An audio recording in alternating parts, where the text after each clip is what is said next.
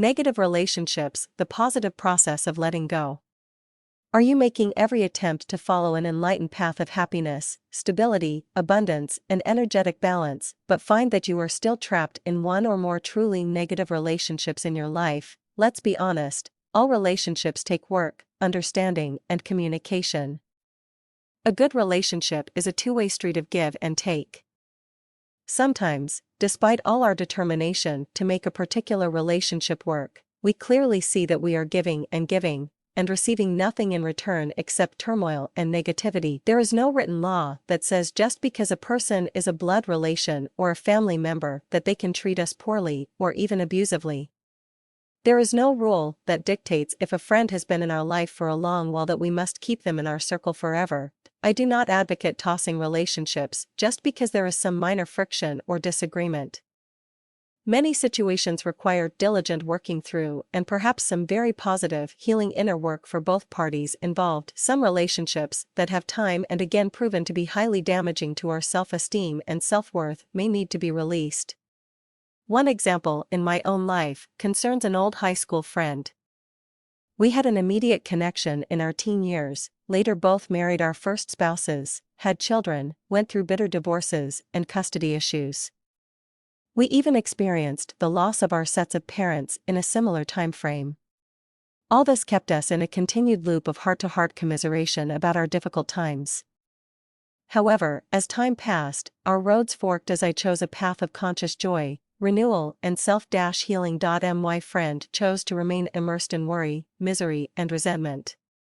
She proceeded to populate her life with similarly negative people, who, like leeches, began to drain any hint of happiness from her life.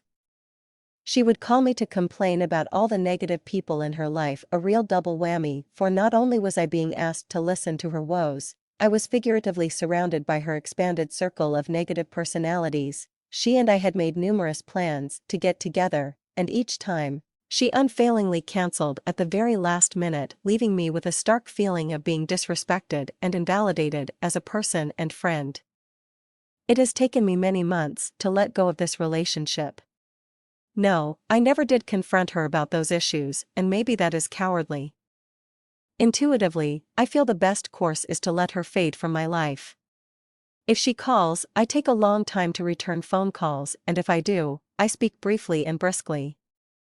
There is some sadness in my heart, but it beats the alternative of having a continued troubling, one-sided relationship. In our quest to follow the more uplifting road, we sometimes need to release some discordant relationship from our life experience.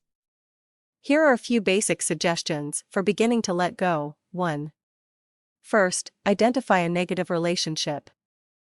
This takes some real consideration and thought. Ask yourself, have I done everything reasonable in my power to salvage this relationship?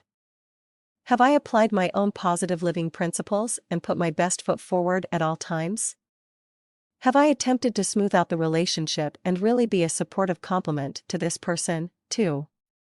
If the answer to the above questions above is a resounding yes, then maybe it is time to make that inner decision to let go. Point 3. Devise a plan, a simple one, to let go of the relationship. An easy first step is to reduce the frequency of contact. Maybe this means just sending brief emails instead of participating in lengthy phone conversations. Maybe it means not making any plans with that person and gently putting them off until another time.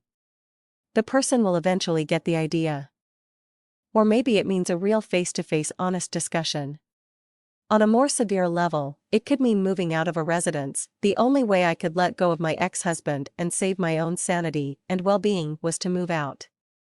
Maybe it means a separation or divorce.